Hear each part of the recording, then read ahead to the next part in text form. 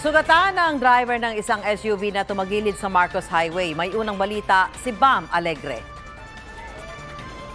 Matapos masira ang kaliwang gulong nito sa likuran, nawala ng balanse hanggang tuluyang tumagilid ang SUV na ito sa westbound lane ng Marcos Highway sa may boundary ng Barangay Santolan sa Pasig at Marikina. Umaambon daw nang mangyari ang aksidente. Agad nirespondehan ng rescue team ang tatlong sakay nito. Nagkaroon lang po siya ng abrasion sa bandang kilay, tapos sa may parting likod ng siko.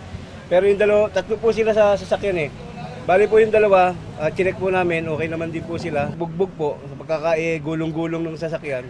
Tumanggi magpakilala sa harap ng kamera ang driver, pero ibinahagi niya sa GMA Integrated News na kapapalit lang daw kahapon ng gulong na nasira. Dumulas po kami kanina, medyo mabilis po kami, pero di naman ho ganun kabilis. Tapos biglang parang natanggal ho yung gulong. Nagtaka ho kami kasi nagsaslide kami. Usually sa ganung speed, parang hindi naman ho dapat madulas eh.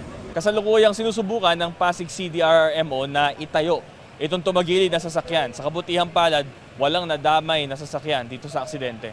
Pahirapan ang pagtatayo sa sasakyan. Sa simula, sinubukan itong gamitan ng crane pero hindi umubra. Ang naging diskarte, hinatak ang sasakyan sa tulong ng towing ng fire truck. Nang itayo, tumambad ang matinding tama ng sasakyan. Magsasagawa ng investigasyon ang Pasig Traffic kaugnay na aksidente. Dinala sa pinakamalapit na pagamutan ng driver ng SUV. Ito ang unang balita sa Pasig. Bam Alegre para sa GMA Integrated News.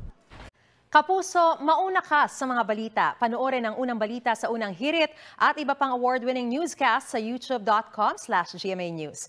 I-click lang ang subscribe button. Sa mga kapuso abroad, maaari kaming masubaybayan sa GMA Pinoy TV at www.gmanews.tv.